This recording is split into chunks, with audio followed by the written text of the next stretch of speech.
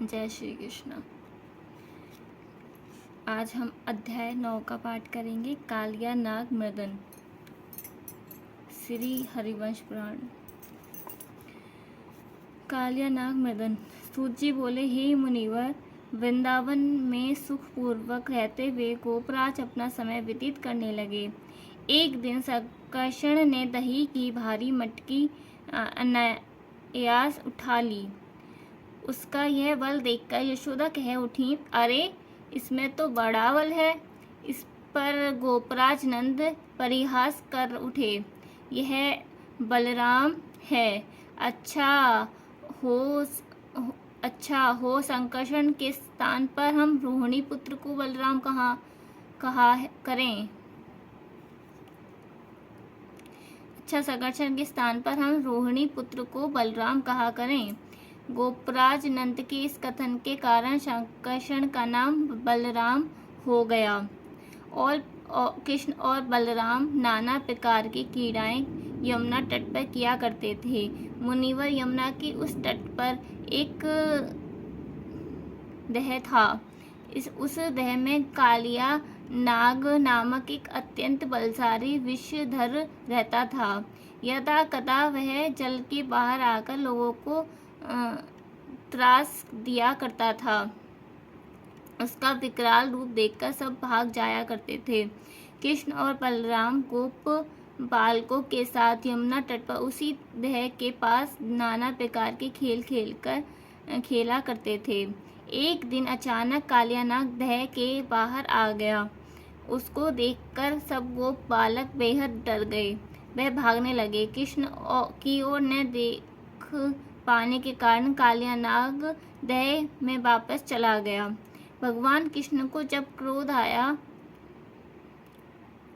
वह गोप बालकों को भयभीत न होने का आश्वासन देकर बोले, डरने की आवश्यकता नहीं है, मैं उस कालिया को यहाँ से भगा दूंगा। श्री कृष्ण के इस कथन पर गोप बालकों को बड़ा आश्चर्य हुआ। उनके देखते देखते श्री कृष्ण कमर का फेंटा कसकर पास के कदम वृक्ष पर चढ़ गए। फिर कदम की एक ऊंची डाल से वह यमुना के उस तह में कूद गए। गोप बालक थरथरा गए। उसके इस प्रकार तह में कूदने के कारण जल में खलबली मच गई। चारों ओर से लहरें उठने लगीं। उन लहरों में भगवान कृष्ण गोप बालकों को न दिखाई दिए।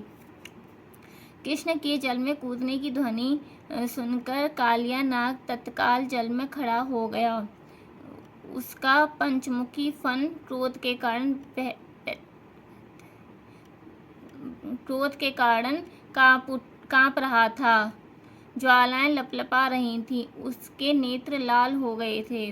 वह क्रोध में भरकर फुकार मारने लगा। उसके ऐसा करते ही तह का सारा जल खौलने लगा। उसकी भयंकर फुकारों के कारण तह का जल विपरीत दिशा में बहने लगा। मुनिवरों, कालिया सबसे खतरनाक विषधर था। वह कंस का परम मित्र था। उसको कंस का समाचार मिल गया था कि कोई बालक कंस का वध करेगा। इस कारण वह अपने तट पर आने वाले हर बालक पर हमला किया करता था।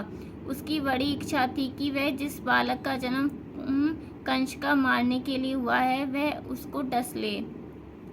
उसने दह में कूदते हुए बालक को देखा। वह और फुंकार मारने लगा।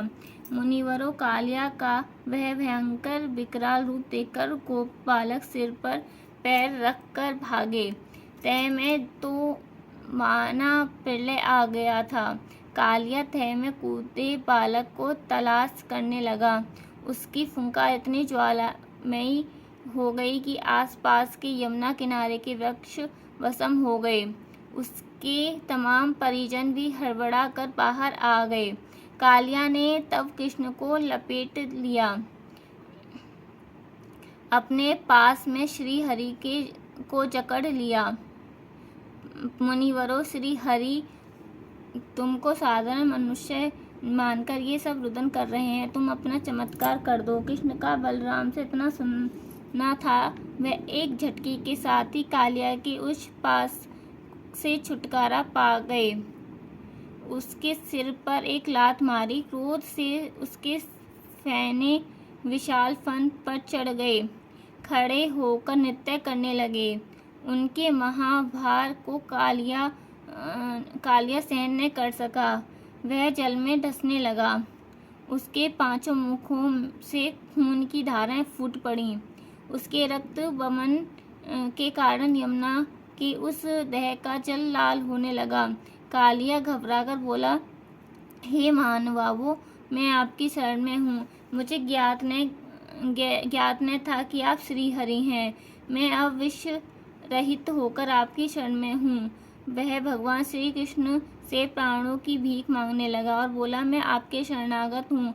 भगवान, मैं और शरण में आए का वध नहीं किया जाता। आप कृपा पूर्वक बतलाएं मुझे क्या करना है। आपके आश्रय में रहना है, किसके आश्रय में रहना है। कालिया के इस पिकांत स्वर को सुनकर दयालु श्री हरि बोले, हे कालिया, तुम यहाँ से सब परिवार समुद्र में चले जाओ। भविष्य में तुम या तुम्हारा कोई वंशज यहाँ न रहेगा। तुम्हारे चले जाने के बाद यहाँ का जल निर्मल हो जाएगा। समुद्र की ओर जाते समय शायद तुमको गरुण का भय होगा।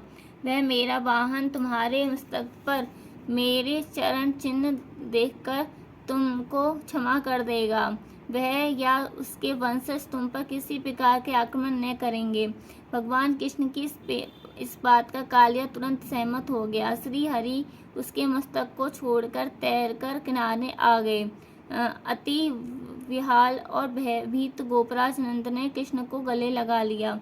उसी समय कालिया नाग वह त्याग कर सागर की ओर रवाना हो गया। गोपराज नंद और यमुना तट के उस दह के सामने खड़े गोपगण भगवान श्री हरि की लीला को समझ न सके। उसे एक भयावह घटना मानकर संयोग बस कृष्ण की रक्षा मानकर वह सब वापस आ गए। गोपराज नंद ने कृष्ण को फटकार लगाई, जब दह में कालिया नाग रहता है तो तट पर खेलने क्यों गए? क्या कोई और स्थान नहीं मिला? आज संयोगवश बच गए। भला कालिया छोड़ने वाला था। भविष्य में दह की ओर न जाने की चेतावनी दी। भला उनको इस बात का क्या ज्ञान था कि कालिया सहपरिवार दह छोड़कर समुद्रवास करने चला गया है। भगवान श्री हरि की इस लीला को केवल बलराम जानते थे, अतएव वह नंद की बातें सुनकर मुस्कुरा रहे थे। मुनिवरों, भगवान कब कौन सी लीला कर जाते हैं, इस बात का भला कौन बतला सकता है? सूत जी का यह कथन सुनकर उपस्थित सभी मुनिगण गदगद हो गए। भगवान श्री हरि के प्रति सबका मन श्रद्धा से भर गया। कुछ देर मौन के उपरांत सूत जी बोले, हे सौनक आदि मुनिवरों, इस प्रकार लीलाएं करते हुए भगवान श्री कृष्ण और बलराम वृंदावन में सभी गोपिकाओं की आंखों के तारे बन गए। सबके मन में दोनों के लिए बड़ा प्यार था। दोनों भाई वृंदावन में आनंद पूर्वक विचरण करते थे, गौएं चराया करते थे।